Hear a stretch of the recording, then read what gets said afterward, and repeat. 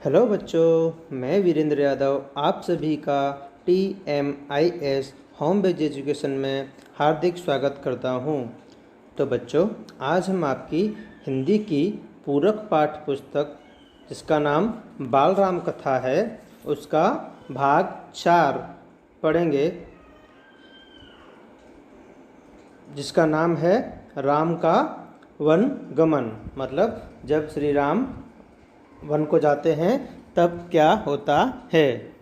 तो हर बार की तरह हम इसे चालू करने से पहले सबसे पहले हम इसके जो नए शब्द हैं, शब्दार्थ हैं, उन्हें थोड़ा डिटेल में जान लेते हैं। उसके बाद हम आगे इसका सारांश अच्छे से समझेंगे।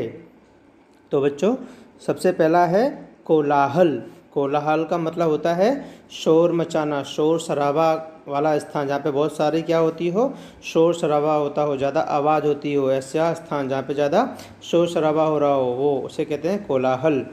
विस्मित, विस्मित होना मतलब हैरान हो जाना, परेशान हो जाना किसी बात से या किसी भी चीज़ से, उसे कहते हैं विस्मित मतलब हैरान।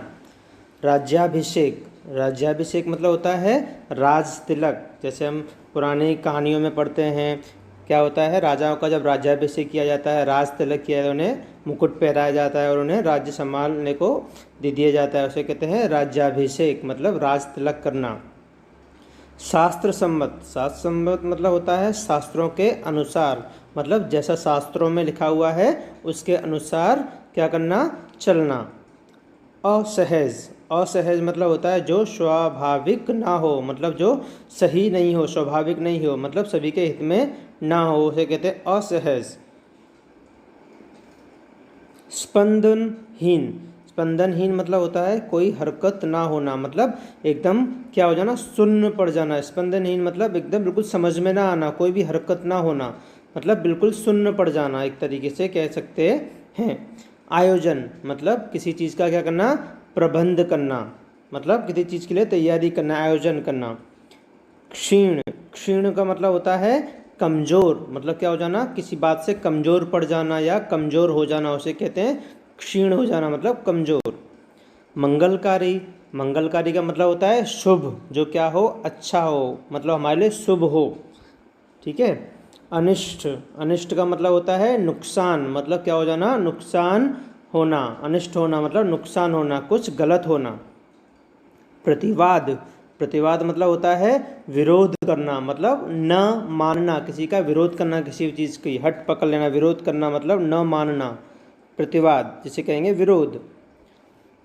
वल्कल, वल्कल का मतलब होता है कि जो पेड़ों की क्या होती है, छाल होती है ना, पेड़ों के ऊपर जो छाल होती है उसकी, हर पेड़ के ऊपर एक उसकी जैसे हमारे शरीर के ऊपर हमारी क्या होती है, जो चमड़ी होती है ना, उसे हम क्या कहते हैं, स्किन जिसे कहते हैं, उसी तरह पेड़ों की क्या होती है, छाल होती है, जिसे हम क्या कहते हैं, वल्कल।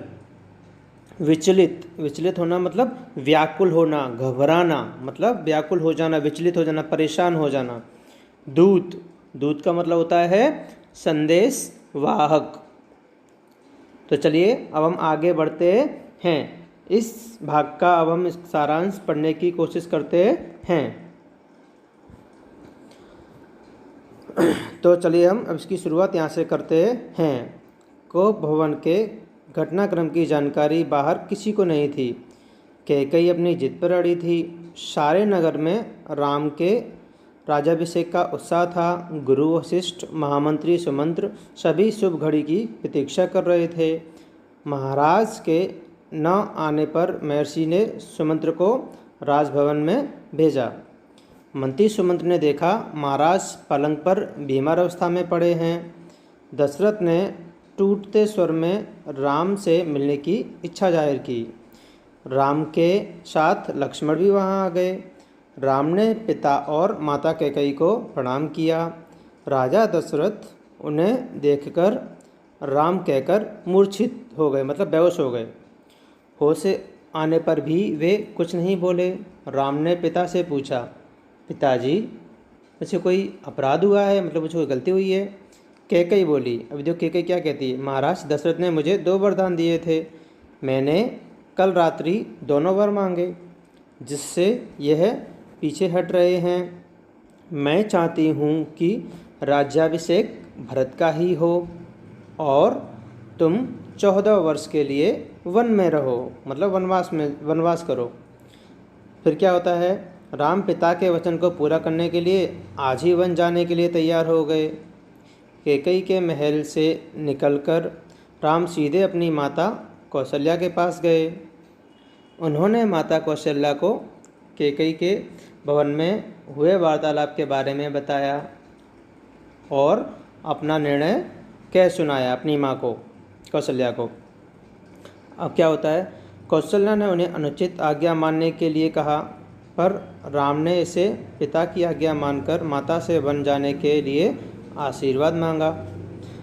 कौशल्या ने अपने पुत्र को 10 दिशाओं को जीतने का आशीर्वाद दिया, मतलब उनकी माँ ने उन्हें आशीर्वाद दिया, बोले हाँ बेटा ठीक है, तुम जाओ और 10 दिशाओं को जीत लो। आगे लक्ष्मण राम के इस निर्णय से सहमत न होकर इस आज्ञा का विरोध करना चाहते थे। राम ने उन्हें समझाया।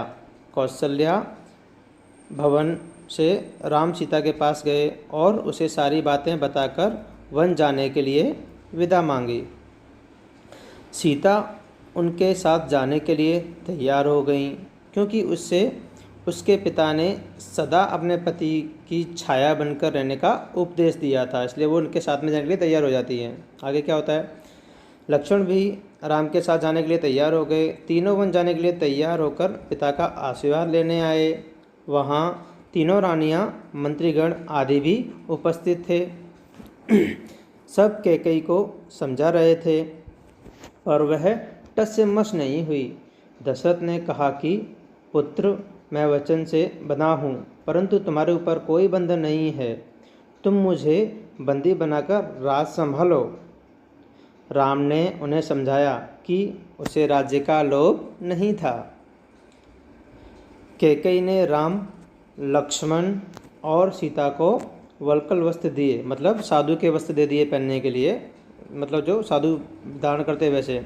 उन्होंने राजसी वस्त्र त्याग कर तपस्वियों के वस्त्र पहन लिए और महल से बाहर आ गए। महल के बाहर सुमंत रथ लेकर खड़े थे। राम, सीता और लक्ष्मण रथ पर सवार हो गए। राम के रथ को तेज चलाने के लिए कहा। सुमंत्र ने शाम तक राम, लक्ष्मण व सीता को श्रृंगवेरपुर में पहुंचा दिया। निषाद्रा गुरु ने उसका स्वागत किया। सुमंत्र के अयोध्या लौटते ही सभी लोगों ने तथा राम महाराज ने प्रश्न पूछने शुरू किए। वनगमन के 6ठे दिन दशरथ ने प्राण त्याग दिए। राम का वियोग उनसे सहा नहीं गया। दूसरे दिन महर्षि वशिष्ठ ने मंत्री परिषद से चर्चा की कि राजगद्दी खाली नहीं रहनी चाहिए। तय हुआ कि भरत को तत्काल अयोध्या बुलाया जाए। एक घुड़सवार दूत को भरत को लाने के लिए भेजा गया तथा उसे भरत को अयोध्या की घटना के बारे में कुछ न बताया जाए। अभी क्या हो रहा है, जो राम जी हैं वो सीता और लक्ष्मण को लेकर वन के लिए निकल गए हैं।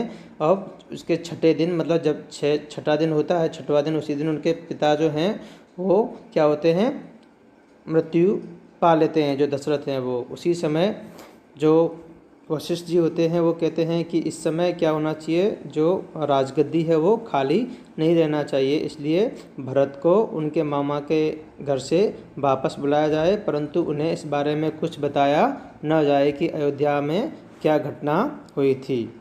तो बच्चों, मैं आशा करता हूँ आपको मेरे इस सारांश से इसका चौथा भाग अच्छे से समझ में आ गया होगा, भरत जिसका नाम है राम का वनगमन। आगे के भाग में हम आगे की कहानी पढ़ेंगे।